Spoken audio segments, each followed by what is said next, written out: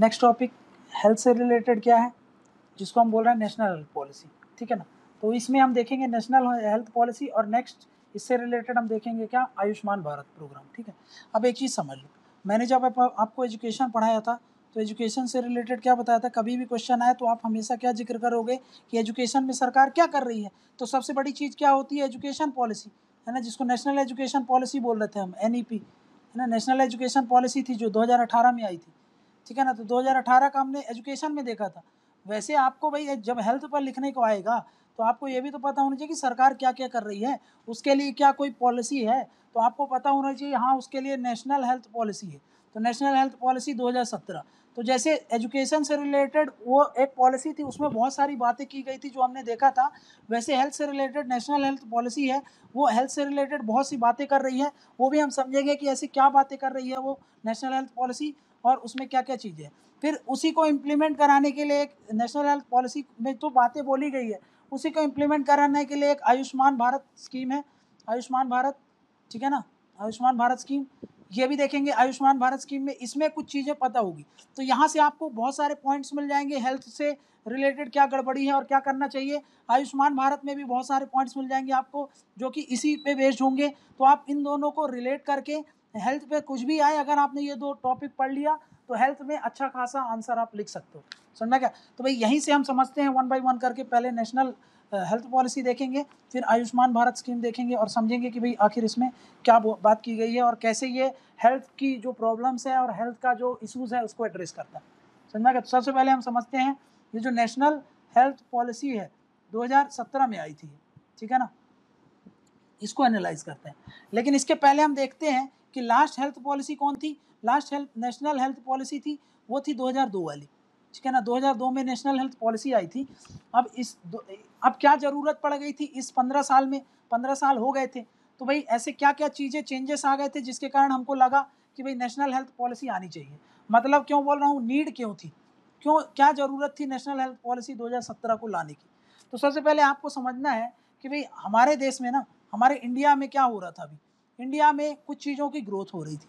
काहे की ग्रोथ हो रही थी, एक तो भाई ये फार्मा इंडस्ट्री की ग्रोथ हो रही थी, ठीक है ना, फार्मा इंडस्ट्रीज का बहुत तेज़ी से ग्रोथ हो रहा था, ठीक है ना। इसके साथ साथ हमारा प्राइवेट हेल्थ केयर अभी बताया मैंने आपको, इसकी भी ग्रोथ हो रही थी, समझना क्या।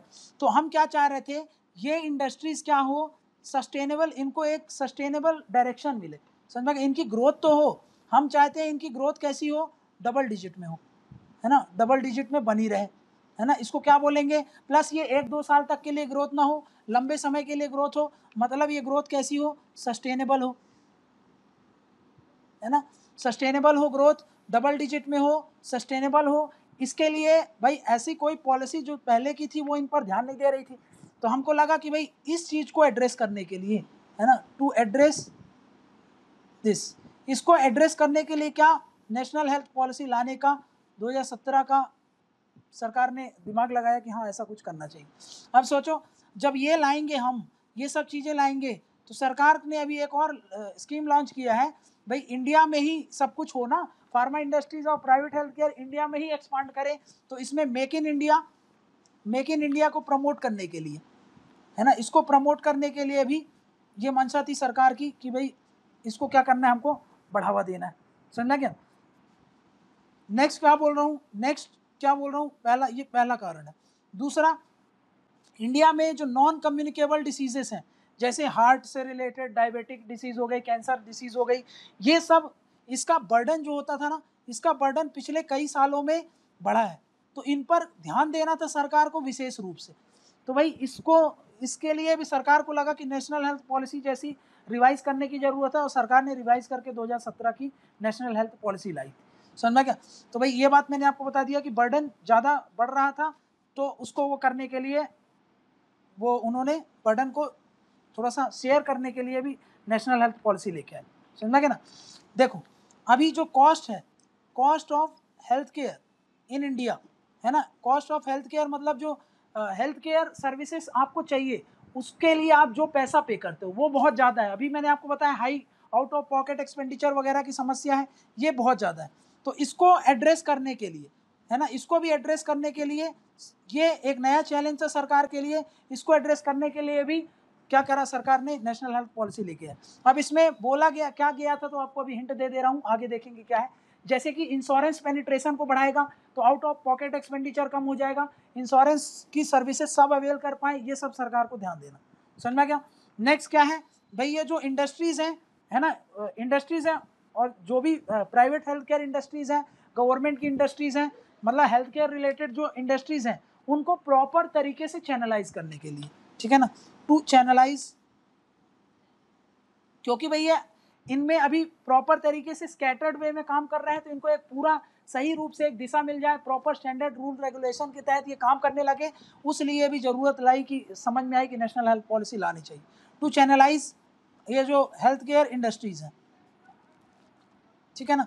इसके अलावा मैंने आपको और बताया इंडिया में हेल्थ केयर की प्रॉब्लम क्या है, शॉर्टेज ऑफ ह्यूमन रिसोर्स, जैसे डॉक्टर्स की कमियां हैं, नर्स की कमी है, स्टाफ की कमी है, टेक्नीशियंस की कमी है, लैब असिस्टेंट्स की कमी है ना भाई, जो वहाँ पर फार्मासिस्ट होते हैं उनकी कमी है, ये सब चीज़ों का जो कमी थी उसको भी एड्रेस करना। तो ओवरऑल मैं क्या लिख देता हूँ, ह्यूमन रिसोर्स की जो कमियाँ थी, है ना, ये कमी थी, इसको एड्रेस करने के लिए, है ना, इसको भी एड्रेस करने के लिए सरकार को लगा कि भाई ऐसी कोई पॉलिसी लेके आनी चाहिए, तो सरकार ने फिर समझ में आया कि हाँ भाई इसको प्रमोट करना चाहिए। इसके अलावा मैं क्या बोल रहा हूँ, इसके अलावा सरकार ने ये पॉलिसी लेके आई कि भाई अभी सरकार ने आप देखो इंडिया में, इंडिया का हेरिटेज है, कल्चर है, जो आयुष जिसको बोलते हैं हम, आयुष, ठीक है ना, मतलब आयुर्वेदिक, ठीक है ना, यूनानी सिद्धा और होम्योपैथी, है ना भाई, ये कहीं पर साइडलाइन कर दिए गए थे। अर्लियर जो पॉलिसीज थी वो ज़्यादा काहे पर फोकस करती हैं भाई, वो ज़्यादा आपकी एलोपैथी पर फोकस करती हैं, बट इसके आने के बाद सरकार को लगा कि भाई आयुष क्यों हम पीछे रखें, क्योंकि ये क्या करते हैं, इनका रोल होता है प्रिवेंशन में, आयुष वालों का रोल होता है प्रिवेंशन, मतलब किसी भी, आयुष के बाद एक और चीज़ यहाँ पे लिख दो, आयुष मतलब यहाँ पे आयुर्वेद है, ठीक है, आयुर्वेद है, आयुर्वेद, उसके अलावा वाई का मतलब यहाँ पर है योगा, ठीक है ना, तो योगा को, कल्चर को, A for Ayurveda, Y for yoga, Unani Siddha और होम्योपैथी, ठीक है ना, ये आयुष हो गया। इनको बढ़ावा देने की बात कर रही थी, क्योंकि यहाँ से हम डिसीज़ को प्रिवेंटिव बना सकते हैं, क्योंकि इन पर अगर ध्यान दें तो हम बहुत सारी डिसीज़ों को आने से पहले ही रोक सकते हैं, समझा क्या। तो यहाँ पर सरकार को लगा कि भाई इसको हमने कहीं पर क्या कर दिया है, पीछे छोड़ दिया है, इसको भी हमको साथ में लेके चलना पड़ेगा। तो सरकार को इसीलिए, और अर्लियर जो हेल्थ पॉलिसी है वो इन पर ज़्यादा फोकस नहीं कर रही थी, इसलिए ये वाला भी समझ में आया कि इस चीज़ को भी एड्रेस करने की ज़रूरत है। नेक्स्ट क्या बोल रहा हूँ मैं, नेक्स्ट जो सैनिटेशन की प्रॉब्लम है, सैनिटेशन की प्रॉब्लम है, सैनिटेशन की प्रॉब्लम्स को इशू करना, सैनिटेशन की प्रॉब्लम्स जो थी जिसके कारण बहुत सारी बीमारियां होती थी, समझा क्या। इसीलिए सरकार ने स्वच्छ भारत मिशन लॉन्च किया है, जिससे सरकार को पता था कि भाई अगर ये इफेक्टिव इम्प्लीमेंट हो जाएगा तो जितनी भी बीमारियां का रेट है वो हम कम कर सकते हैं। तो इसीलिए सैनिटेशन की जो प्रॉब्लम है इसको भी उसने इंटीग्रेट किया, काहे से इंटीग्रेट किया कि भाई हेल्थ से, है ना, और इसको बोला कि भाई इसको भी इंटीग्रेट करो। तो मतलब नेशनल हेल्थ पॉलिसी किसको एड्रेस करती है, जो स्वच्छ भारत मिशन है उस पर भी बात करती है, समझा। उससे क्या होते हैं, हम बहुत सारी बीमारियों को कम कर सकते हैं, ये बात भी, ये सब ओवरऑल कुछ बैकड्रॉप था जिसके कारण समझ में आया कि भाई ज़रूरत क्या थी नेशनल हेल्थ पॉलिसी 2017 की। तो आपके पास इतना सारा बॉर्डर पॉइंट समझ में आ गया, तो यहाँ से आपको ये भी समझ में आया कि सिचुएशन क्या है इंडिया में, ये भी तो समझ में आ रहा है कि एट प्रेजेंट क्या सिचुएशन है, तभी तो ये ज़रूरत पड़ रही है ये सब करने की। तो अब देखते हैं कि नेशनल हेल्थ पॉलिसी में क्या बात की गई। तो नेशनल हेल्थ पॉलिसी 2017, अब इसमें समझते हैं नेशनल हेल्थ पॉलिसी 2017 में है क्या, समझा क्या। तो सबसे पहला ये फोकस काहे पे करता है, ये फोकस करता है प्रिवेंटिव पर, है ना, प्रिवेंटिव पर फोकस करता है।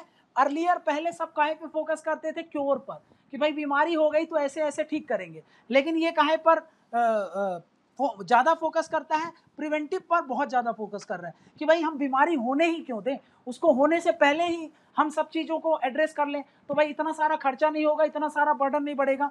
तो ये काहे पर फोकस करता है, प्रिवेंटिव पर करता है, rather than cure, rather than cure, than cure, समझ गया। अब देखो ये आदमी है, ये आदमी बीमार हो रहा है, ठीक है, ये है बीमारी, स्वस्थ है, अब ये क्या हो गया, बीमार हो गया, रेड वाला मतलब क्या बता रहा है, बीमार है, ठीक है ना। बीमार के बाद का जो प्रोसेस होता है वो क्यूरेशन का होता है ना, वो क्यूरेटिव प्रोसेस होती है। अब उसको ठीक करने में, अब ये ब्लू वाला है मतलब हेल्दी है, इसके पहले जो भी सरकार करेगी वो प्रिवेंट कर रही है आपको, ये प्रिवेंटिव प्रोसेस होगी कि भाई आपको बीमार ही ना होने दिया जाए, तो इस पर ज़्यादा फोकस है, समझ में आ गया ना, इस पर ज़्यादा फोकस करती है, समझ में आ गया। इसी को ऐसा लिखा रहता है कि शिफ्ट करती है, सरकार का फोकस कहाँ है, फोकस शिफ्ट हो रहा है, काहे पर शिफ्ट हो रहा है, वेलनेस मॉडल पर, वेलनेस मॉडल पर, काहे से, from sick care model, sick care मतलब क्या होता है, आप बीमार हो गए तब आपको ठीक किया जाता है, पहले यही अप्रोच थी। अब काहे पे है, वेलनेस मतलब आप बीमार ही ना हो, पहले से ही आपको सरकार उस पर प्रिवेंट कर ले, इसको बोलेंगे ये वाला मॉडल। तो ये जो नेशनल हेल्थ पॉलिसी है इस पर फोकस करती है, ये बात आपको दिमाग में रखना, समझा क्या। नेक्स्ट क्या बोल रहे हैं, नेक्स्ट बोल रहा है नेशनल हेल्थ पॉलिसी ये बोलती है, देखो नेशनल हेल्थ पॉलिसी ये बोल रही है कि भाई अभी एट प्रेजेंट, यहाँ पे समझो नेक्स्ट स्लाइड में, एट प्रेजेंट गवर्नमेंट, ये सेकंड पॉइंट है, ठीक। एट प्रेजेंट गवर्नमेंट की स्पेंडिंग कितनी है, गवर्नमेंट की स्पेंडिंग है लगभग 1.3 से 1.4% ऑफ जीडीपी, इतना खर्च करती है काहे पर, health care, on health care, सरकार इतना कम पैसा फोकस करती है। नेशनल हेल्थ पॉलिसी क्या बोलती है, नेशनल हेल्थ पॉलिसी एम करती है कि सरकार क्या करे, इसको इंक्रीज करे, और उसको क्या करे, इसको इंक्रीज करके इसको ले आए 2.5% ऑफ जीडीपी, इतना इस पर खर्च करने की बात करती है सरकार से, ठीक है ना। तो भाई ये बात याद रखना कि नेशनल हेल्थ पॉलिसी काहे का बोलती है कि 2.5% ऑफ जीडीपी खर्च हो, इतना दिमाग में रख लेना, नेशनल हेल्थ पॉलिसी इस चीज़ की बात करती है कि 2.5% ऑफ जीडीपी को हमको हेल्थ में इंक्रीज करना, समझा क्या। अब देखो, और उसमें से भी जितना भी सरकार स्पेंडिंग करती है ना, आउट ऑफ टोटल स्पेंडिंग, है ना, जितना भी पैसा खर्च करती है उसमें से 2/3 काहे में जाना चाहिए, 2/3 याद करो मैंने आपको क्या बताया था, सबसे नेगलेक्ट पोर्शन कौन सा था, प्राइमरी हेल्थ केयर, है ना, तो सब ज़्यादा वहाँ पर फोकस करने की बात करती है।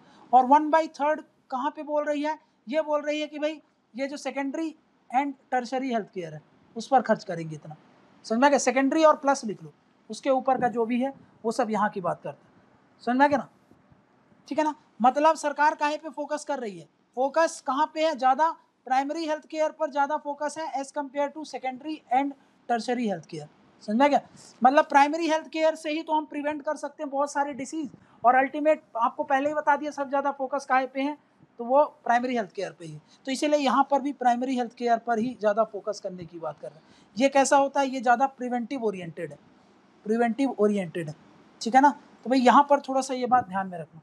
नेक्स्ट कुछ टारगेट समझते हैं, इसके अंदर क्या दिया है, कुछ की टारगेट्स देखो, कुछ की टारगेट्स क्या है, ये बोलता है पहला पॉइंट, ये बोलता है कि हम इन्फेंट मोर्टेलिटी रेट होता है उसको कम कर देंगे, उसको क्या करना है, रिड्यूस करना है, कहाँ से, एट प्रेजेंट 40 है, ये एट प्रेजेंट है ना, एट प्रेजेंट कितना है, 40 है, इसको ये 17 में आई थी, तो इसने बोला था कि 2019 तक, बाई 2019 इसको हम कम करके ले आएंगे कहाँ तक, 28 तक, ये उस समय उसने टारगेट रखा था। बस आप देखो यहाँ पर अब मैं आपको फैक्चुअल डिटेल बता रहा हूँ, आपको ये सब चीज़ें याद नहीं रहेगी, बस आप याद रखो IMR डिक्रीज करने की बात करता है, ठीक है ना। दूसरा क्या बोल रहा हूँ मैं, दूसरा मैं ये बोल रहा हूँ कि भाई यहाँ पर एक इशू और समझो कि भाई यहाँ पर जो प्रीमेच्योर डेथ है, प्रीमेच्योर डेथ मतलब भाई समय से पहले बहुत लोगों की डेथ हो जाती है, एज उतनी है नहीं फिर भी डेथ हो जाती है, ऐसा क्यों होता है, cancer, diabetes, heart related problem, है ना, इन सब के, कार्डियक अरेस्ट, ये सब की प्रॉब्लम के कारण। तो ये बोलता है ये जो प्रीमेच्योर डेथ है उसको हम रिड्यूस कर देंगे कितने, 20%, कब तक, बाई 2025, मतलब 2017 में जितनी भी मौतें हो रही थी वहाँ पर अगर हम ले लेते हैं कि 100 मौतें हो रही थी 2017 में, तो 2025 में वो कितनी मौतें हों उन्हीं चीज़ से रिलेटेड, वो हो 80 मौतें, मतलब हमने 20% कितना कर लिया, कम कर लिया, समझा क्या। नेक्स्ट टारगेट क्या है इसका, इसका एक टारगेट है जिसको बोलते हैं हम लाइफ एक्सपेक्टेंसी वाला, लाइफ एक्सपेक्टेंसी को बढ़ाने की बात करता है, इसको इंक्रीज करने की बात करता है। अब ये कितना इंक्रीज करने की बात करता है, तो ये बोलता है इंक्रीज करना है हमको कितना, 70 साल हो जाए, 70 ईयर्स, कब तक? बाई 2025, मतलब 2025 तक ये क्या बोल रहा है, अभी एवरेज लाइफ एक्सपेक्टेंसी अगर 67-68 ईयर्स की है, तो ये बोलता है कि क्या हो जाए, ये हो जाए 70 साल तक बढ़ जाए, मतलब ऑन एन एवरेज अब 70 साल तक लोग जिए, ये एम करता है। चौथा टारगेट क्या बोल रहा हूँ, चौथा टारगेट मैं ये बोल रहा हूँ, एक है जिसको बोलते हैं 90-90 और 90 टारगेट। 90-90 टारगेट काहे से रिलेटेड है, ये रिलेटेड है HIV से, रिलेटेड टू HIV। अब ये क्या बोलता है, देखो ये बोलता है कि भाई देखो 90 जितने भी लोग हैं HIV से पीड़ित, समझना क्या, 90% लोग को आइडेंटिफाई कर लो, आइडेंटिफाई कर लो कि भाई हाँ उनको HIV है, ठीक है ना, उनको पता हो कि वो HIV है उनको, समझना क्या, आइडेंटिफाई, क्या आइडेंटिफाई करना है कि 90% लोग को ये पता हो कि हाँ भाई वो HIV से सफ़र कर रहे हैं, पहला ये बोलता है। नेक्स्ट 90 का मतलब क्या है, ठीक है ना, उनको क्या हो, उनमें से 90% लोग जितने भी आइडेंटिफाई हो गए, कम से कम 90% लोगों को क्या हो, जो एंटी रेट्रोवायरल थेरेपी होती है ART, ये काहे के लिए दी जाती है, HIV को ट्रीट करने के लिए, ये थेरेपी उनको क्या हो, उनको डायग्नोस कर लिया जाए इस थेरेपी से, समझा क्या ना, ठीक है ना, ये थेरेपी उनको मिल जाए, ये थेरेपी जो होती है उनको अवेलेबल हो, ये थेरेपी उनको अवेलेबल हो, ठीक है ना, समझा क्या, और उसमें से 90% लोग है ना क्या करें, ये जो HIV है उसको सप्रेस कर पाए, समझा क्या ना, ठीक है ना, मतलब 90% लोग को आइडेंटिफाई कर लो, उसमें से 90% लोगों को क्या मिल जाए, ये थेरेपी मिल जाए, उसमें से 90% लोग उस थेरेपी का यूज करके वायरल को सप्रेस कर दें, वायरल सप्रेशन की बात करता है, ठीक है ना,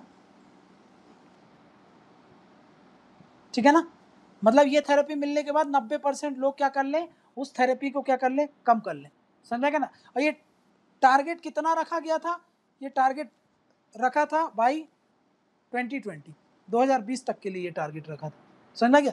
अब कमियां क्या है, लूप होल्स क्या है, ये सब तो बाद में देखेंगे, बट अभी तो समझ लें कि भाई बोला क्या है। तो ये कुछ टारगेट्स हैं जिसकी बात करता है ये पॉलिसी, ये बात थोड़ा सा अपने दिमाग में रखना, ठीक है ना, क्लियर है। हाँ तो ये बात हमने समझ लिया कि हाँ भाई ये कुछ इशूज़ की बात करते हैं, ठीक है ना, मतलब ये कुल मिला के आप याद रख लो दिमाग में क्या, कि भाई इस पर ये बात करता है, इन सब चीज़ों की बात करता है, HIV की बात करता है, इन सब को रिड्यूस करने की बात करता है, ये सब ये डील कर रहा है, समझा क्या ना। तो भाई यहाँ से हमको समझ में आ गया कि क्या टारगेट्स हैं और ये किस चीज़ों की बात कर रहा है। फोकस एरियाज देख लिया हम लोगों ने, सिक केयर से काहे पे बोल रहे हैं, सिक केयर से वेलनेस पर जाना है, टारगेट देख लिया, एक्सपेक्टेंसी, ये सब हमने देख लिया, ठीक है ना। अब ये क्या बोलता है नेक्स्ट समझते हैं नेशनल हेल्थ पॉलिसी में क्या है, नेक्स्ट समझते हैं कि क्या है इसमें। ये बोलता है कि जो भी पब्लिक हॉस्पिटल है ना, ऑल पब्लिक हॉस्पिटल, उनको क्या करो, सारी की सारी जो सरकारी अस्पताल है वो क्या करने में सक्षम हो जाए, ये 3 चीज़ों की बात कर रहा है। वो क्या करेंगी, वो फ्री ड्रग्स प्रोवाइड करेंगी, फ्री ड्रग्स वहाँ से मिलने लगे ये इंश्योर करना। दूसरा, फ्री में इमरजेंसी सर्विसेज मिले, ये भी हर सरकारी अस्पताल में उपलब्ध कराना है इमरजेंसी सर्विसेज। नेक्स्ट क्या बोलता है, फ्री में सारे टेस्ट वगैरह हो जाएं, मतलब फ्री डायग्नोस्टिक की बात करता है, समझ में क्या, इस चीज़ की बात करता है, ये बात थोड़ा सा दिमाग में रख लेना, समझ में क्या। तो फ्री ड्रग्स की बात कर रहा है, फ्री इमरजेंसी सर्विसेज की बात कर रहा है, फ्री डायग्नोस्टिक कहाँ पर, सारी पब्लिक हॉस्पिटल्स में। इसीलिए तो सरकार ये पब्लिक हॉस्पिटल में फ्री में दवाई वगैरह बांटने में इस समय बहुत ज़्यादा प्रमोट कर रही है, समझ में रहा है। नेक्स्ट क्या बोल रहा हूँ मैं, नेक्स्ट पॉइंट बोल रहा हूँ, प्रमोट करना है, अभी बताया मैंने आपको, प्रमोट क्या करना है सरकार को इस पॉलिसी के तहत, make in India initiative, make in India है ना, मेक इन इंडिया इनिशिएटिव को सरकार को प्रमोट करना है, इसको बढ़ावा देना है, समझना क्या, मतलब इंडिया को क्या बनाना है, इंडिया को मैन्युफैक्चरिंग हब बनाना है, ठीक है ना, मैन्युफैक्चरिंग हब काहे से रिलेटेड, एक तो ड्रग से रिलेटेड, जो मेडिकल इक्विपमेंट्स होते हैं, मेडिकल इक्विपमेंट्स, जैसे अभी देखो हर चीज़ के लिए बहुत सारी कंट्री चाइना में डिपेंड होती है, इवन हम भी जो एक्टिव फार्मास्यूटिकल इंग्रेडिएंट्स होती हैं उनके लिए हम चाइना पर डिपेंडेंट थे, जिसके कारण कोरोना के बाद ये सब हर कंट्री अफेक्ट होने लगी इससे। तो हमको सेल्फ सफिशिएंट बनाना है और मैन्युफैक्चरिंग हब बनाना है ये भी, और उसको वो हम कैसे करेंगे, मेक इन इंडिया, मतलब इंडिया में ही सब कुछ मैन्युफैक्चर हो सके, इंडिया की जो ग्रोथ हो सके उसको अटेन करने के लिए, ये सब चीज़ों के लिए क्या बोला गया है कि भाई इसको भी मतलब एड्रेस करता है वो, ये बात आप दिमाग में रखो, समझा क्या। इससे हम क्या करेंगे, इससे हम कॉस्ट इफेक्टिव बनाएंगे, क्योंकि ये बाहर पर डिपेंड रहना पड़ता है तो भाई उससे कॉस्ट भी बढ़ जाता है। तो हम क्या करेंगे, कॉस्ट इफेक्टिव हो जाएंगे और सेफ्टी भी इंश्योर कर पाएंगे, सेफ्टी एंड सिक्योरिटी भी इंश्योर कर पाएंगे। जैसे कि अभी कोरोना में अगर मान लो कि भाई कोई भी किट वगैरह नहीं मिल रही है, कुछ भी नहीं रहा, तो एटलीस्ट हम खुद से ही सब कुछ कर पाएँ, सर्वाइव कर पाएँ, ये हर कंट्री चाहती है, ठीक है ना। ठीक, नेक्स्ट क्या बात करता है ये, नेक्स्ट ये बात करता है अफोर्डेबल हेल्थ केयर की, अफोर्डेबल हेल्थ केयर की। अभी मैंने बताया था आपको कि कॉस्ट ऑफ हेल्थ केयर बहुत ज़्यादा है, तो यहाँ पर ये बोलता है कि भाई हम क्या करेंगे, हेल्थ केयर को ज़्यादा से ज़्यादा सस्ता उपलब्ध कराने की बात करेंगे। इसी के लिए ये क्या करता है, यहाँ से प्रमोट करता है, काहे को प्रमोट करता है, जैसे अभी आपको बताया मैंने, फ्री, अभी 3 चीज़ देखी ना, फ्री ड्रग फ्री में, है ना, मेडिकल इमरजेंसी जो होती है वो फ्री में देगा आपको, फिर आपको डायग्नोस फ्री में हो, ये सब चीज़ें समझा गया। इन सब चीज़ों को प्रमोट करता है। फिर प्रमोट करता है इंश्योरेंस, ज़्यादा से ज़्यादा लोग इंश्योरेंस खरीदें, ताकि उनका, इससे हम क्या टैकल कर सकते हैं, जो पॉकेट एक्सपेंडिचर होता है, अब उनके पॉकेट से नहीं जाएगा, वो जो हेल्थ केयर इंश्योरेंस देने वाली कंपनीज है वो ये सारी खर्चा उठाएंगे। इन सब चीज़ों को बढ़ावा देने की बात करता है, समझा क्या ना।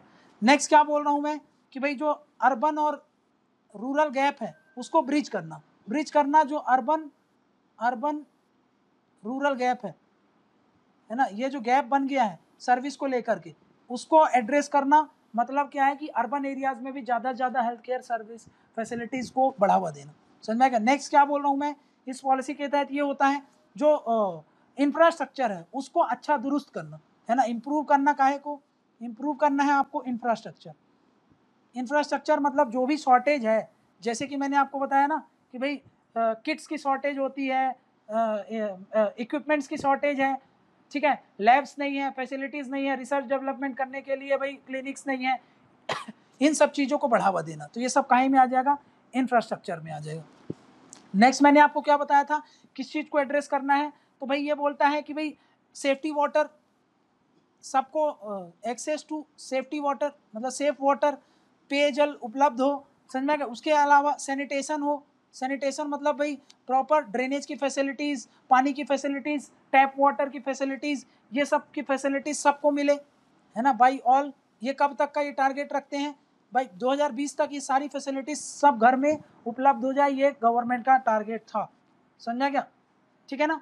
अब मैंने आपको बताया था कि भाई कुछ इसमें क्या किए जाएंगे, देखो यहाँ पर कुछ हाई प्रायोरिटी डिस्ट्रिक्ट छांटी जाएगी, समझना क्या, देखो हाई प्रायोरिटी डिस्ट्रिक्ट्स को आइडेंटिफाई किया जाएगा, इनको क्या किया जाएगा, टू बी आइडेंटिफाइड, इनको आइडेंटिफाई कर लिया जाएगा। ये कौन सी डिस्ट्रिक्ट होती है, जहाँ पर अर्जेंट नीड है, जहाँ पर बहुत ज़्यादा नीड है, काहे की need of secondary and tertiary health care services, है ना, सेकेंडरी और टर्शरी हेल्थ केयर सर्विसेज, ये कुछ ऐसे ज़िले हैं जहाँ पर बहुत ज़्यादा रिक्वायरमेंट है। तो ऐसे कुछ हाई प्रायोरिटी डिस्ट्रिक्ट बनाए जाएंगे जहाँ पर क्या की जाएगी, ये जो सेकेंडरी और टर्शरी हेल्थ केयर सर्विसेज हैं इनको ज़्यादा से ज़्यादा प्रमोट और पेनिट्रेट करवाने की कोशिश की जाएगी। सरकार का ये भी टारगेट रहेगा।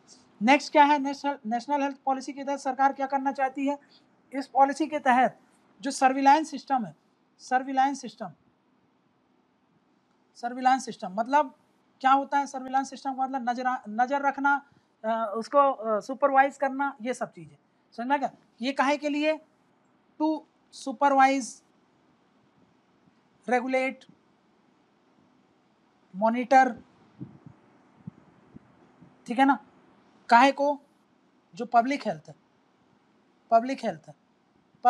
को इतना सुपरविज़न को बढ़ाना, है ना, अपने जो सुपरविज़न सिस्टम है उसको बढ़ा देना, समझा क्या, काहे के लिए, ये पब्लिक हेल्थ को वो ज़्यादा से ज़्यादा इन सब चीज़ों से सुपरवाइज कर सके, रेगुलेट कर सके, मॉनिटर कर सके।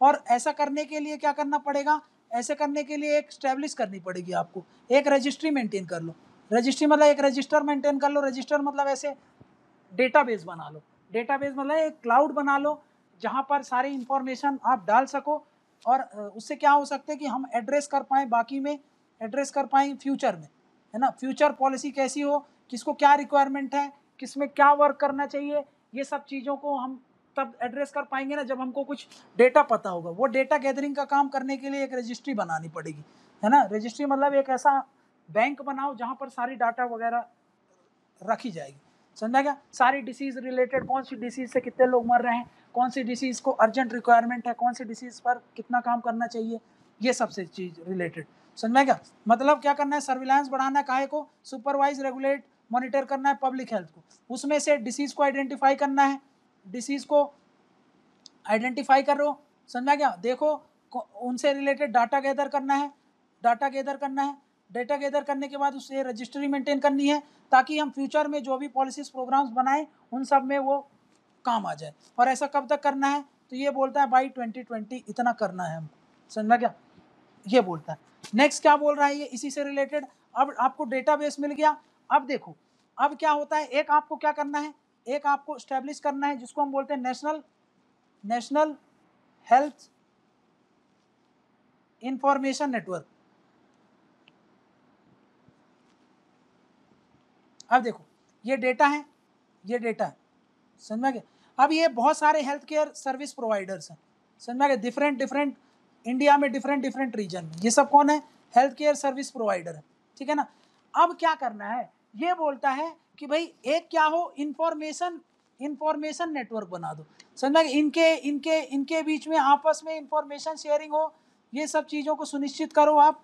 ये एक पूरा नेटवर्क बन जाए, समझ में गया। ये एक नेटवर्क बन जाए जो कि सब काहे से संचालित हो। ये जो आप एक रजिस्ट्री बनाए थे, ये कौन सी रजिस्ट्री थी जो अभी देखा था हमने, है ना। इस रजिस्ट्री से ये सब कम कनेक्ट हो, ताकि क्या हो, एक प्रॉपर हम नेटवर्क बना सके, ताकि इंफॉर्मेशन डिसिमिनेशन में, इंफॉर्मेशन शेयरिंग में आपस में एक दूसरे से कोई दिक्कत ना हो।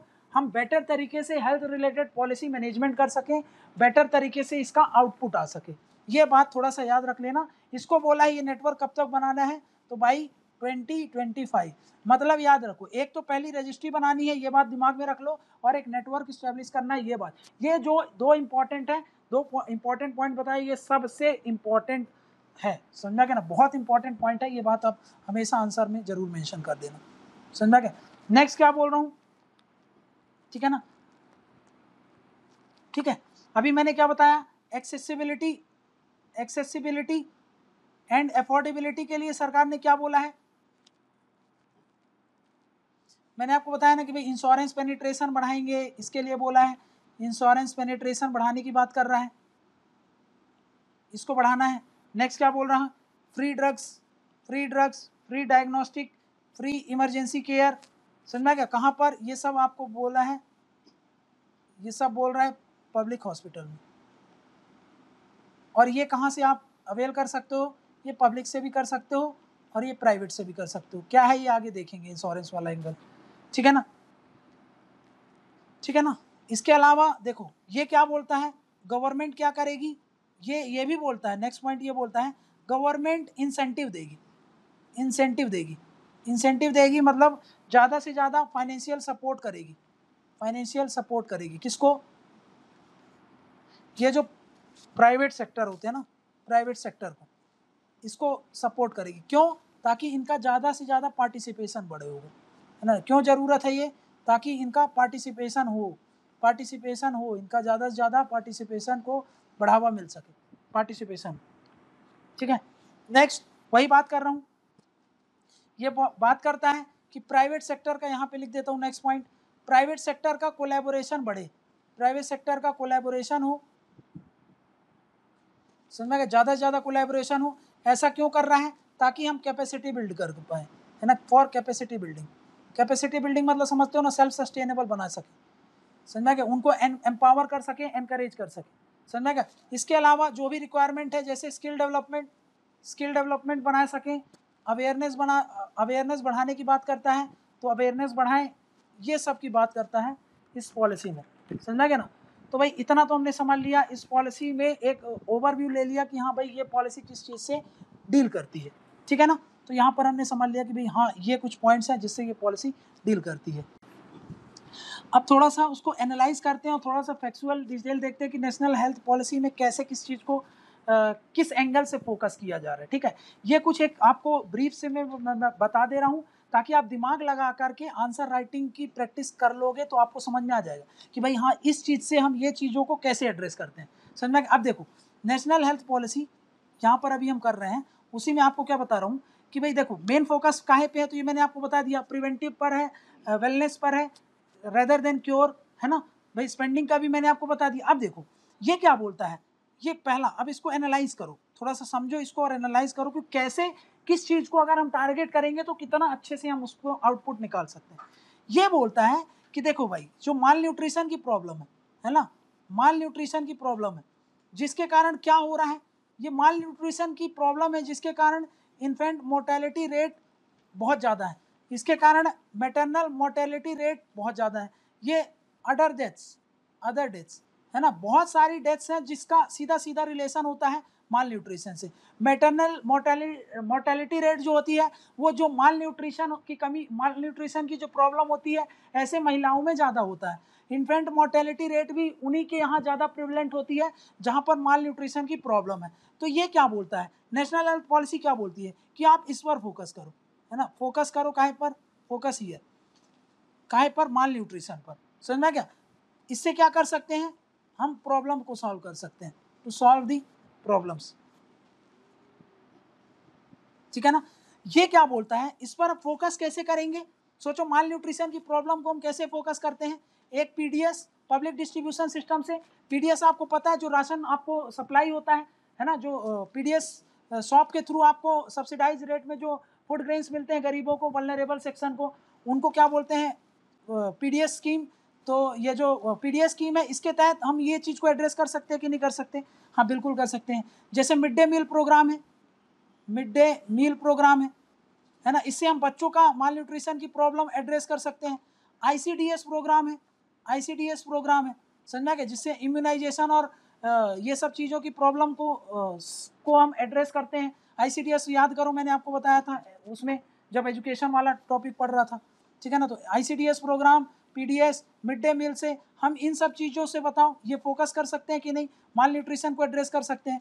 और ऐसा बोला जाता है कि लगभग 14.6 से लेकर के 15% जो डिसीज़ है ना वो कंट्रोल की जा सकती है, कैन बी कंट्रोल, वो हम कंट्रोल कर सकते हैं कब, इफ़, अगर हम माल न्यूट्रिशन की प्रॉब्लम को एड्रेस कर लिए तो, समझ में, अगर हम इफ़ इट इज़ एड्रेस्ड, अगर हम माल न्यूट्रिशन की प्रॉब्लम को एड्रेस कर लिए तो, समझ में क्या। तो यहाँ पर याद रखो कि माल न्यूट्रिशन एक एंगल बनाओ और लिख दो कि इसको एड्रेस करने की बात कर रहा है, कैसे, तो इन सब ये सब क्या है, टूल्स हैं जिसके तहत हम माल न्यूट्रिशन की प्रॉब्लम को एड्रेस कर सकते हैं। फोकस कहाँ पे करने को बोल रहा है कि भाई माल न्यूट्रिशन को फोकस करो तो हम बहुत सारी डिसीज़ को कंट्रोल कर सकते हैं। नेक्स्ट पॉइंट क्या बोल रहा हूँ मैं, नेक्स्ट पॉइंट समझो, जो एयर पॉल्यूशन है ना, एयर पॉल्यूशन है, ये लगभग 10% डिसीज़ के लिए रेस्पॉन्सिबल, 10% डिसीज़ के लिए रेस्पॉन्सिबल, समझा क्या। नेक्स्ट क्या बोल रहा है, नेक्स्ट बोल रहा है कि हाई बीपी जो होता है, हाई ब्लड प्रेशर, ठीक है ना, हाई ब्लड प्रेशर, इसके कारण 3.6%, 3 पॉइंट बोल रहा हूँ, 8.6 के आसपास परसेंट डिसीज़ इसी के कारण होती, समझ क्या। हाई ब्लड प्रेशर के कारण 8.6% की डिसीज़ इसी को कंट्रीब्यूट कर रही, ठीक है ना। मतलब अगर 100 लोग, 100 डिसीज़ है ना, 100 लोग बीमार हैं, जिसमें से 8.6% काहे से रिलेटेड है, वो हाई ब्लड प्रेशर से रिलेटेड है, समझ में क्या। कई लोग बॉडी मास इंडेक्स जिनका कम ज़्यादा है उससे रिलेटेड लगभग 3.6% डिसीज़ होती हैं, ठीक है ना। फिर लो फिजिकल एक्टिविटी, मतलब एक्सरसाइज वगैरह नहीं करते, बैठे रहते हैं पेट निकाल के, ठीक है, तो उन लोगों के कारण बोल रहे हैं, उसके कारण क्या हो रहा है, लो फिजिकल एक्टिविटी जो परफॉर्म करते हैं उनके कारण क्या प्रॉब्लम आती है, हाई कोलेस्ट्रॉल की, ठीक है ना, हाई कोलेस्ट्रॉल की प्रॉब्लम आती है, समझ में। इन सब को अगर मिला लें हम तो 20% डिसीज़ तो इन 3 के कारण हो रही, समझ में क्या, 20% डिसीज़ तो इन्हीं के कारण हो रही है ना, 20% डिसीज़ के लिए यही रेस्पॉन्सिबल। अगर एक कॉलोनी में अगर 100 लोग बीमार हैं तो जिसमें से 20% कहाँ से आ रहे हैं, या तो वो बीपी वाले हैं, बीपी वाले को मिला लो, बॉडी मास इंडेक्स जिसका ज़्यादा होता है, ठीक है ना, बॉडी मास इंडेक्स ज़्यादा है, और जो लो फिजिकल एक्टिविटी करते हैं, इनको मिला लोगे तो 20% की जो डिसीज़ है लगभग इन्हीं से इफेक्ट होती, समझ में ना। तो अब मैंने आपको क्या बताया, यहाँ से आपने समझ लिया। इसको काउंटर करने के लिए मैंने आपको क्या बताया था, सरकार ने क्या बोला था, सोचो, इसको काउंटर करने के लिए क्या बोला था, प्रमोट करेंगे, प्रमोट करने के लिए बोला था कुछ, क्या promote, good lifestyle, good lifestyle, good lifestyle को प्रमोट करने के लिए सरकार कर रही है। इसीलिए तो सरकार इसको क्या कर रही है, सरकार काहे पे फोकस कर रही है, इधर पे देखो, सरकार काहे पे फोकस कर रही है, फोकस करती है काहे पर, योगा पर। योगा को इतना इंटरनेशनल हेरिटेज बना दिया है, क्यों, इसी चीज के चक्कर, समझा क्या, जिम कल्चर को प्रमोट किया जा रहा है, ठीक है ना, एक्सरसाइज को प्रमोट करती है, ठीक है ना। इससे रिलेटेड अवेयरनेस भी बढ़ा रही है सरकार, जैसे जंक फूड वगैरह को मना करती है, समझा रहे ना आपको, शुगर टैक्स सरकार लगाती है, क्यों, इन सब चीज़ों को डिस्करेज करे, ये सब चीज़ें महंगी होगी तो ये सब चीज़ें खाएंगे नहीं लोग, समझ में गए। कई बार आपने देखा होगा स्कूल के कैंपस के आसपास ये सब चीज़ें मना होता है, ये सब आप नहीं बेच सकते, समझ में गए। मतलब इसको ये भी कर रही है सरकार, बना रही है पार्ट ऑफ एजुकेशन, इसको पार्ट ऑफ एजुकेशन भी बना रही है, पार्ट ऑफ एजुकेशन बना रही है, समझ में गया, अवेयरनेस क्रिएट कर रही है इससे, समझ में गया। नेक्स्ट क्या बोल रहा है ये, नेक्स्ट बोल रहा है कि जैसे कि अल्कोहल है, अल्कोहल, ड्रग्स, ठीक है ना, टोबैको, है ना, ये सब कितना कंट्रीब्यूट करते हैं, ये लगभग 10% कंट्रीब्यूशन करते हैं डिसीज में, टू डिसीज। तो इन सब चीज़ों के लिए भी सरकार एडवर्टीजमेंट करती है, मूवी देखने जाते हो जब भी तो आपको वो एडवर्टीजमेंट दिखता है, पैकेट्स में एडवर्टीजमेंट देती है, मतलब अवेयरनेस क्रिएट कर रही है, ये सब आपको पता है, ठीक है ना। नेक्स्ट क्या बोल रहा हूँ मैं, नेक्स्ट मैंने बोला था कि आयुष सर्विसेज को बढ़ाने की बात करती है ना, आयुष सर्विसेज को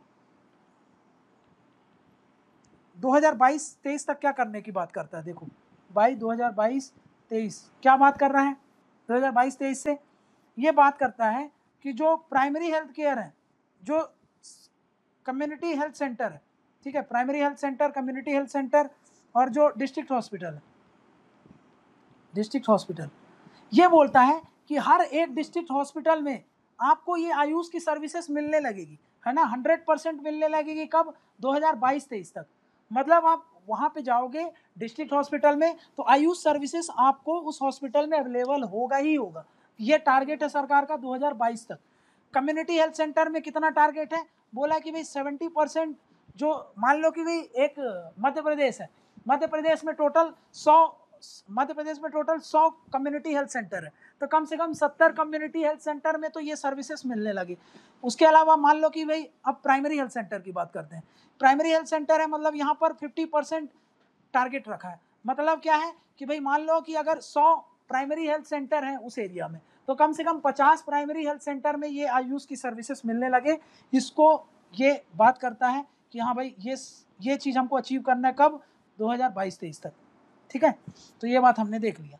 नेक्स्ट पॉइंट क्या बोल रहा हूँ मैं, नेक्स्ट बोल रहा हूँ कि भाई आपको मैंने क्या बताया कि सैनिटेशन को पार्ट बनाना है, सैनिटेशन को पार्ट बनाना है, काहे का, हेल्थ मैनेजमेंट, हेल्थ मैनेजमेंट, है ना। मतलब सैनिटेशन, सेफ ड्रिंकिंग वाटर, स्वच्छ भारत मिशन हो, इसके तहत हम ज़्यादा से ज़्यादा हेल्थ को मैनेज कर पाएँ, हेल्थ को जो डिसीज़ है उनको प्रिवेंट कर पाएँ, इन सब चीज़ों के लिए सरकार प्रमोट कर रही है, समझा क्या, ठीक। अभी मैंने आपको क्या बताया था, यहाँ पे ध्यान देना, ठीक है ना, यहाँ पे ध्यान दो। मैंने आपको क्या बताया, मोर फोकस काहे पर है, मोर फोकस है काहे पर, प्राइमरी हेल्थ केयर पर, ठीक है ना, प्राइमरी हेल्थ केयर पर है, समझा क्या। प्राइमरी हेल्थ केयर यहाँ पर थोड़ा ब्रॉडर सेंस में समझो, जैसे कि सब डिस्ट्रिक्ट हेल्थ सेंटर होते हैं, फिर सब हेल्थ सेंटर हो सकते हैं, सब डिस्ट्रिक्ट हेल्थ सेंटर हो सकते हैं जो कि ये प्राइमरी सर्विसेज देते हैं, हेल्थ सेंटर हो सकते हैं, वो कम्युनिटी हेल्थ सेंटर हो सकते हैं, समझा क्या। तो ये ब्रॉडर सेंस में इन सब की बात करता है, ठीक है ना। अब देखो इसमें क्या बोल रहा है कि भाई ये जो प्राइमरी हेल्थ केयर सेंटर्स हैं, इनको हमको क्या करना है, इनको बढ़ावा देना है, समझ में आ गया। इनमें क्या करना है, इनको हेल्प करना है, हेल्प इन, ये सब क्या हेल्प करते हैं, will help in prevention of disease. जब आप बढ़ावा दोगे तो इन सबको बढ़ावा दोगे तो हेल्प करेंगे कि नहीं, प्रिवेंशन ऑफ डिसीज में। इससे एक चीज़ और इंश्योर करना है कि कॉस्ट जो हो, कॉस्ट वो कम हो, लेकिन उसका आउटकम कैसा हो, आउटकम ज़्यादा से ज़्यादा हो, समझा क्या, कम पैसे में, कम लागत में ज़्यादा हम उससे अचीव कर सकें, ये सरकार का ऑब्जेक्टिव है। सरकार का क्या है, देखो इसको वो क्या कलेक्टिव रूप से सरकार क्या बोलती है, इनको बोलती है हेल्थ एंड वेलनेस सेंटर। समझ में क्या, हेल्थ एंड वेलनेस सेंटर। इसको बोला जाता है कि इंडिया में इसको हमको इंक्रीज करना है। इंक्रीज करना है कितना, 1.5 lakh health and wellness centre बनाए जाने हैं। समझा क्या, ये कौन सी स्कीम के तहत ये कर रही है सरकार, तो ये याद रखो। हाँ, पॉलिसी तो वही है, नेशनल हेल्थ पॉलिसी, बट इसके लिए एक आयुष्मान भारत स्कीम है, आयुष्मान भारत, जो अभी अपन नेक्स्ट में देखने वाले हैं, आयुष्मान भारत स्कीम। उसके तहत बोला गया कि 1.5 lakh health and wellness centre establish किए जाएंगे। अब समझो, जो ये प्राइमरी हेल्थ सेंटर्स हैं, primary health centres at present ये क्या क्या सर्विसेज देते हैं, है ना। इनकी अगर हम सर्विसेज की बात करें, सर्विसेज ऑफर्ड क्या है, ये सर्विसेज कौन कौन सी ऑफर्ड करती हैं, जैसे कि वैक्सीनेशन, है ना, वैक्सीनेशन, फिर इम्यूनाइजेशन प्रोग्राम जो होता है, टीकाकरण वगैरह जो होता है। वैक्सीनेशन मतलब जो आपको दवाई वगैरह जो चाहिए रहती है वो सब फैसिलिटी जिसमें वो इंक्लूड कर लेता है वैक्सीनेशन, जो टीका वगैरह लगती है। इम्यूनाइजेशन, समझ गए, इम्यूनाइजेशन। नेक्स्ट क्या बोल रहे हैं, जैसे डिलीवरीज वगैरह होती हैं, डिलीवरीज वगैरह देता है। फिर पोस्ट डिलीवरी, जो प्रेगनेंसी के बाद की जो सर्विसेज होती हैं, डिलीवरी के बाद की जो सर्विसेज होती हैं, पोस्ट डिलीवरी सर्विसेज, इन सबको अभी देखता है। अब इसमें क्या, इसको कैसे एनकरेज करने की बात करता है, जो नेशनल हेल्थ पॉलिसी अब यहाँ पर क्या बोलता है। इसमें देखो, ह्यूमन रिसोर्स की हमने देखी थी कि कमी थी, है ना। यहाँ पर डायग्नोसिस सर्विसेज अभी नहीं दे पा रहे थे, तो यहाँ पर ये क्या बोलेगा, कमी थी, तो इसको क्या बोल रहा है, ह्यूमन रिसोर्स को बढ़ावा दिया जाएगा, doctor ratio, doctor patient ratio को बढ़ाएंगे। ठीक है, फिर ये बोल रहा है कि भाई ज़्यादा से ज़्यादा डॉक्टर अवेलेबल कर पाएंगे, ज़्यादा से ज़्यादा नर्स देंगे, ज़्यादा से ज़्यादा जो फार्मासिस्ट होते हैं उनकी मात्रा बढ़ाएंगे, टेक्नीशियन जो चाहिए वो देंगे, है ना, लैब्स वगैरह प्रमोट कराएंगे, ये सब। नेक्स्ट, इसके अलावा डायग्नोसिस सर्विसेज को बढ़ाएंगे। डायग्नोसिस सर्विसेज मतलब जो आइडेंटिफाई करने के लिए, डिसीज़ को आइडेंटिफाई करने की जो सर्विसेज होती है उन सबको बढ़ावा देना। इनकी जो फैसिलिटीज़ हैं उनको बढ़ावा देना। डिसीज़ डिटेक्शन करना, डिसीज़ अर्लीस्ट डिटेक्शन हो जाए एट अर्लीस्ट। अभी ये सब ये करते नहीं है, बट इन सब को इतना एम्पावर करके ये सारी सर्विसेज भी ये सब दे पाए, इतना हमको इंश्योर करना है। समझ में क्या, ताकि ये क्या कर सके, ये सब जब हम करेंगे तो ये एक्ट करेंगे कैसे, acts as a gateway, gateway to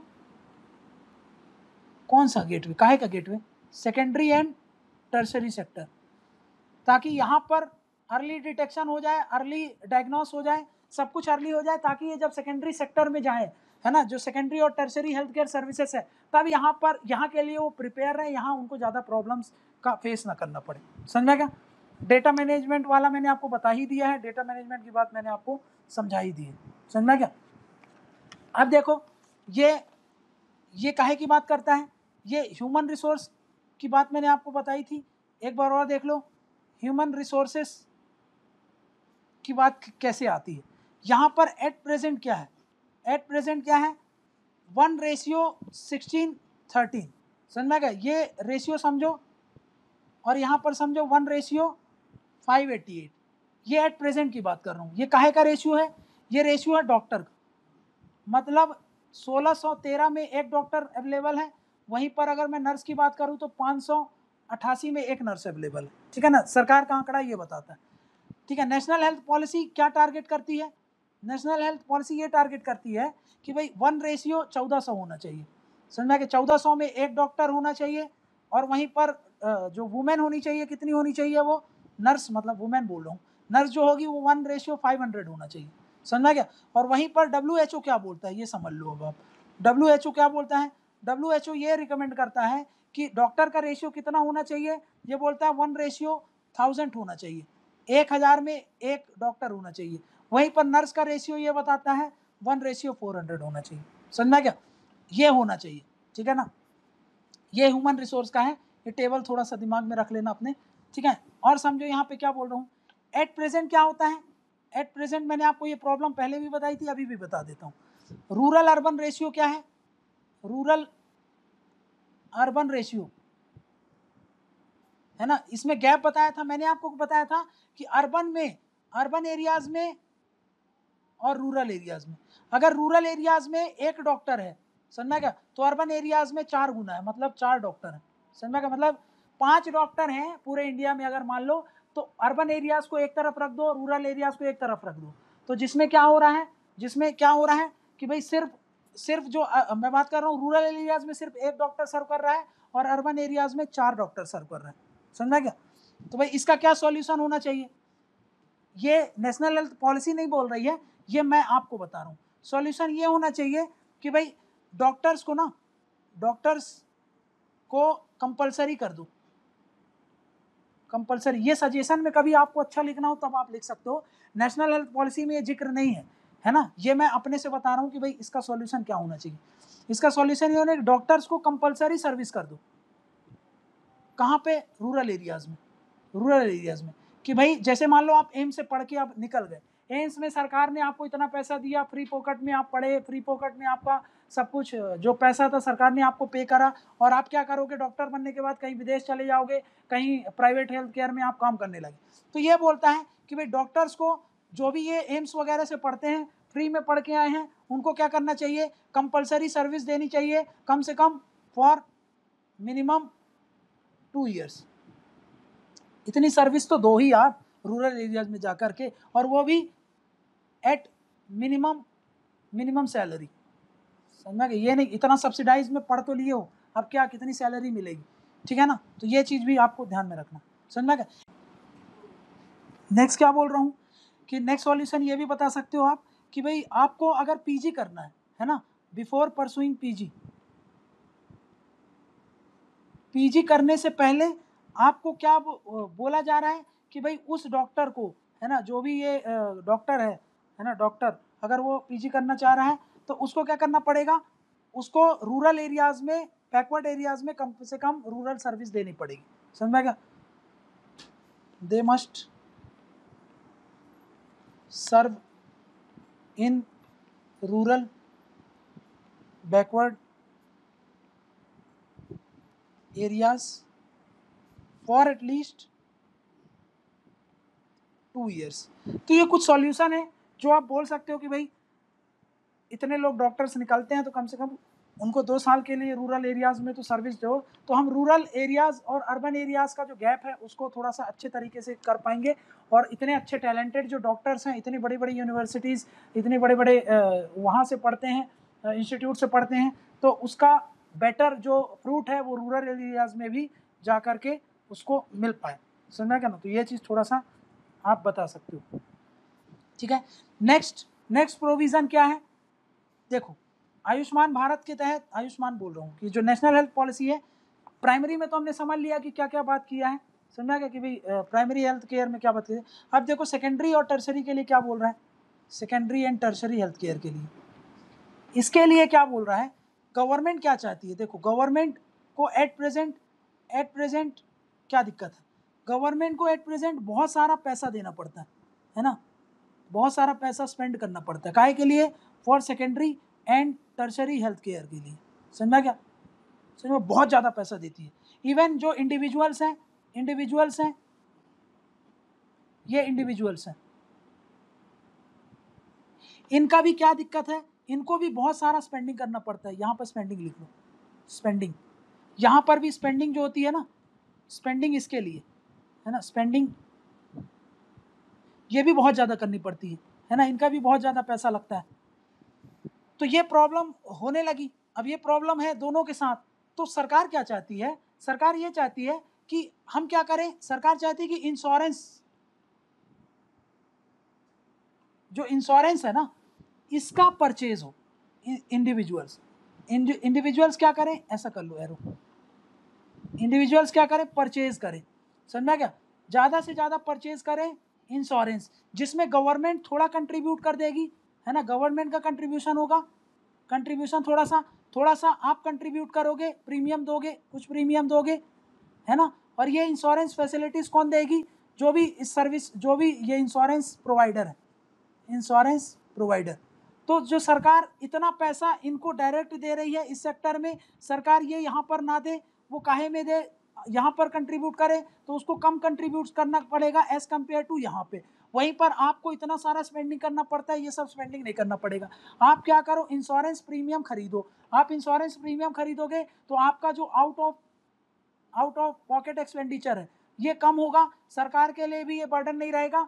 और ये अब जो सारा ये खर्चा होगा वो कौन उठाएंगी, ये उठाएंगी, समझ में आएगा। और ये भी आपको पता है कि भाई इस समय ये बर्डन बढ़ते जा रहा है और फ्यूचर में भी ये बर्डन बढ़ता जाएगा, तो इसलिए और ज़्यादा लोगों पे बर्डन ना पड़े। तो ये वाला जो कल्चर है इंडिया में, इस चीज़ को प्रमोट कराना सेकेंडरी और टर्शरी लेवल पर, ये सरकार का ऑब्जेक्टिव है। इसी के तहत सरकार ने आयुष्मान भारत स्कीम के तहत, आप देखना अभी आएंगे, आयुष्मान भारत स्कीम के तहत आयुष्मान भारत स्कीम लाया गया इसको इम्प्लीमेंट कराने के लिए, समझ में क्या। इसी के तहत आयुष्मान भारत स्कीम है जिसमें क्या बोला गया है, अभी आपको हिंट दे देता हूँ। आयुष्मान भारत स्कीम के तहत क्या होता है, आयुष्मान भारत स्कीम, उसके तहत क्या बोला गया है कि जो 10 करोड़ फैमिलीज हैं उनको ये वाली जो इंश्योरेंस पॉलिसी है उसमें कम से कम 5 लाख तक की फैसिलिटीज हर फैमिली को मिल पाए, ये इंश्योर करना है, समझ में क्या। जिसको बोलते हैं जन आरोग्य योजना। मतलब क्या है, 10 करोड़ फैमिली है, 10 करोड़ फैमिली, अगर हम मान लें कि एक फैमिली में 5 मेंबर हैं, 5 मेंबर है तो टोटल कितने लोगों को अफेक्ट करेगी, 50 करोड़ फैमिली को। अब हर एक फैमिली को क्या बोल रही है ये फैमिली को बोल रही है कि 5 लाख का इंश्योरेंस मिलेगा, 5 लाख का इंश्योरेंस मिलेगा, ठीक है ना। ये 5 लाख का इंश्योरेंस मिलेगा। इस इंश्योरेंस में ये इन्वॉल्व करता है डायग्नोस मतलब जो भी टेस्ट रिलेटेड खर्चा होंगे, ड्रग रिलेटेड जो भी ड्रग का खर्चा होगा, वो सब चीज़ों को भी इन्वॉल्व करता है। जहाँ तक पहले इंश्योरेंस होते थे उसमें हमने देखा था कि सिर्फ ये इन पेशेंट को कवर करता है, आउट पेशेंट को नहीं कवर करता। ये भी आयुष्मान भारत भी सिर्फ इन पेशेंट को ही कवर कर रहा है ना, ये इन पेशेंट को ही कवर कर रहा है, आउट पेशेंट को नहीं कर रहा है। बट ये डायग्नोस और ड्रग का भी खर्चा को भी इंक्लूड करता है और 5 लाख तक का आपको सर्विस जो है इंश्योरेंस होता है वो ये दे देता है, समझना क्या, ठीक है ना। मतलब और टारगेट क्या है, देखो नेशनल हेल्थ पॉलिसी का टारगेट क्या है। नेशनल हेल्थ पॉलिसी का ये टारगेट है कि क्या करना है कि भाई बाई 2022-23 कम से कम 75% जो पॉपुलेशन है ना, 75% ऑफ पॉपुलेशन है ना, उनको हम कवर कर दें, to be covered through insurance scheme,